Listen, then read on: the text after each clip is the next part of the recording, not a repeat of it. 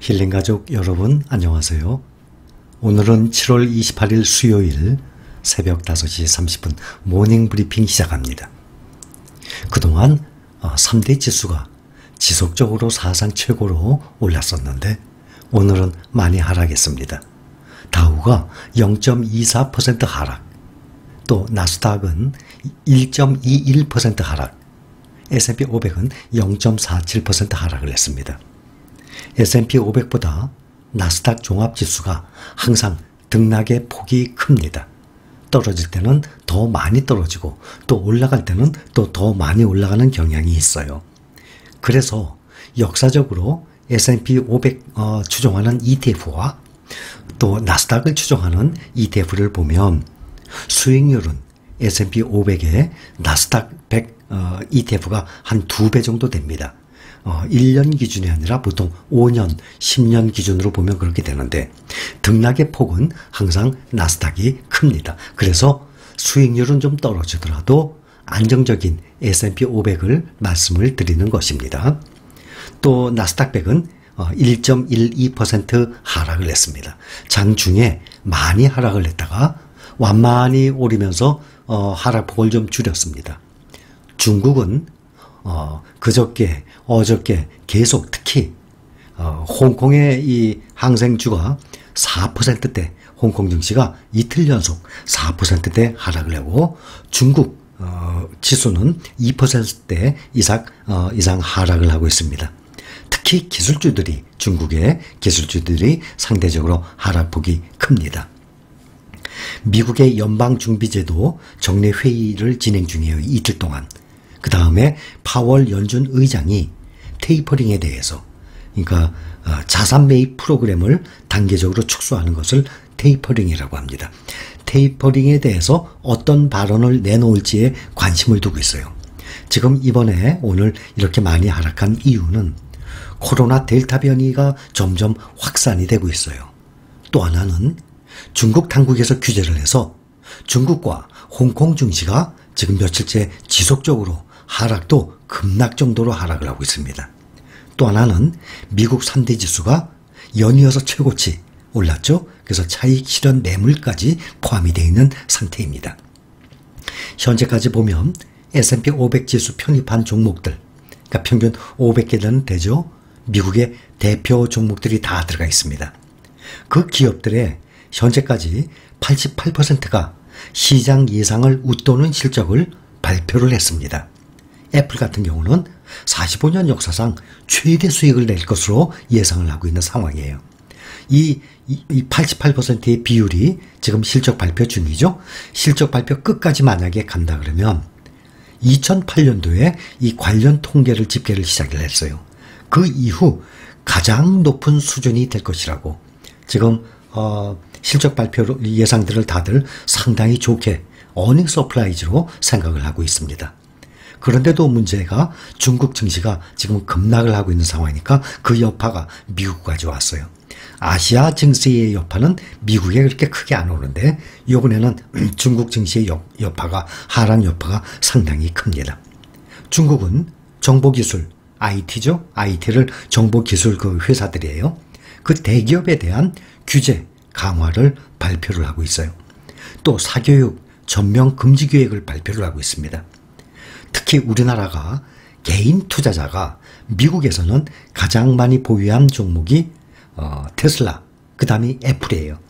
그런데 중국 주식 같은 경우는 가장 많이 보유한 주식이 항서제약이라는 종목이에요. 그것이 어제도 8%씩이나 하락을 했습니다. 테슬라가 실적 발표를 했어요. 그런데도 1.95% 하락을 했습니다.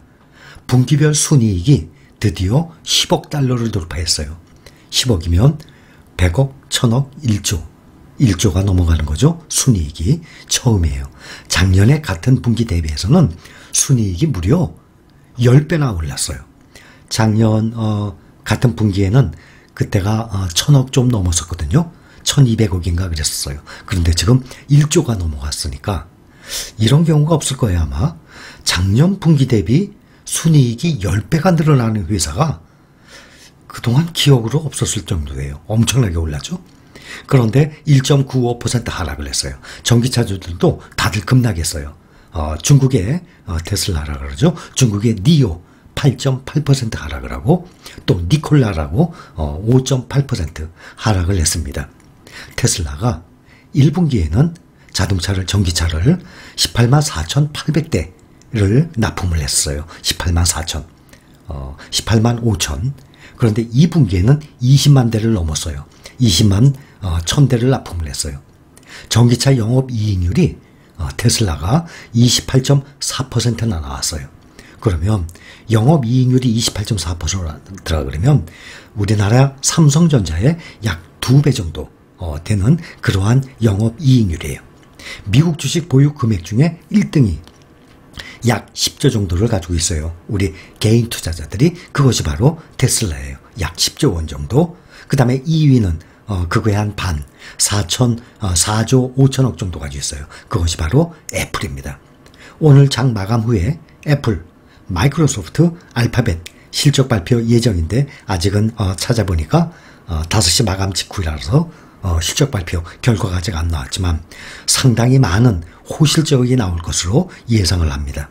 애플, 마이크로소프트, 알파벳 다 수십 %씩 전년 동기 대비 상승할 것으로 나오고 있어요. 특히 애플과 마이크로소프트보다 알파벳이 더 많은 증가를 할 것이라는 예상을 하고 있는 상황입니다. 필라델피아 반도체 지수는 나스닥보다 더 많이 하락했어요. 1.86% 하락을 해서 필라델피아 반도체주 모두 하락을 한 상황입니다. 또 FNGS 팡플러스주는 1.28% 항상 하락을 했습니다. 대형 기술주들도 보면 넷플릭스 하나만, 요즘 넷플릭스가 힘을 못 썼는데 지금 다 떨어졌는데 넷플릭스만 0.47% 상승을 하고 그 외에는 모두 하락을 한 상태입니다. 그동안 보면 중국 빅테크 기업들 미국 증시에 상장을 하면서 거액의 자본을 모았어요. 그런데 2019년도의 자본보다는 작년과 올해 두드러지게 커졌어요. 그 자본을 모은 금액이. 또 월가 투자 은행들 이러한 그 상장을 주관을 하면서 막대한 수수료까지 챙겨왔었어요. 미국과 중국 무역 전쟁이 격화된 올해에도 그것이 계속 이어졌어요. 오히려 그 폭이 더 늘어났었어요. 작년과 올해는. 올해 1월부터 6월까지만 해도 중국 기업이 36개 기업이 미국 증시에 상장을 했어요. 약 16조 원 규모를 끌어모았습니다. 그러니 전반기만 1월부터 6월까지. 이것은 지난해 중국 기업이 34개 기업이 미국 증시에 상장을 했어요. 34개. 그런데 1월부터 6월까지만 해도 그것을 뛰어넘었죠. 36개 기업이 상장을 했어요. 조달했던 금액도 작년보다 훨씬 큰 금액입니다. 중국 당국에서 이렇게 경계를 하고 특히 중국의 빅테크 기업들 제재하는 이유가 14억 중국 소비자, 이 많은 소비자로부터 막대한 양의 그 개인정보 수집을 하잖아요. 플랫폼 기업들, 우리나라나 미국이나 뭐든지 마찬가지죠. 그것을 수집하고 축적을 하면서 과도한 영향력을 가졌다고 판단을 하는 거예요. 그래서 플랫폼 경제 반독점 지침을 내놓았어요. 그래서 규제를 시작을 한 것입니다. 중국 기업들의 미국 증시 상장 규모가 작년과 올해는 작년에 34개, 올해는 1월부터 6월까지 상반기만 해도 36개 점점 많아지고 있어요. 자본 조달 규모가 점점 커지고 있어요. 중국의 우버라고 해요. 디디 추싱, 차량 공유 시스템 기업이에요. 중국에 상장을 하기를 당국에선 바랬는데 그것을 뿌리치고 미국에 상장을 했어요. 그래서 이 디디 추싱 이런 것처럼 중국의 교통, 지리 데이터, 또 사용자 개인 정보 이런 가진 기업들이 미국 증시에 상장을 하게 되면 그 과정에서 미국 당국에 민감한 데이터가 넘어갈 수 있다는 그러한 우려 때문이에요. 또 짧은 동영상 앱이 있어요. 틱톡이라고 전 세계로 유행하고 있어요. 얼마 전에 이달 7월에 얼마 전에 그 틱톡 운영하는 중국의 바이트댄스라는 회사가 중국의 제재 때문에 미국 상장도 포기한 상황입니다. 자, 결론입니다. 지금 연이어서 계속 3대 지수가 올랐었는데 오늘은 특히 기술주가 많이 떨어졌어요. 다우는 0.24, S&P 500은 0.47인데 1% 이상 나스닥은 하락을 했습니다.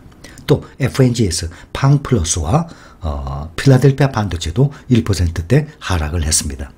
코로나 델타 변이의 확산 때문에 또 특히 중국 홍콩 증시 하락 때문에 또 산이 높으면 또 골이 깊다는 말이 있듯이 미국 3대 지수가 최고치 올라갔기 때문에 또 차익 실현 매물도 있고 또 연방준비제도 정례 회의 후에 파월 연준 의장이 테이퍼링에 대해서 어떤 발언을 내놓을지 이런 거에 관심을 갖고 지금 이번에는 기술주들이 많이 하락한 상태입니다. 자, 오늘 모닝 브리핑 여기까지입니다. 감사합니다.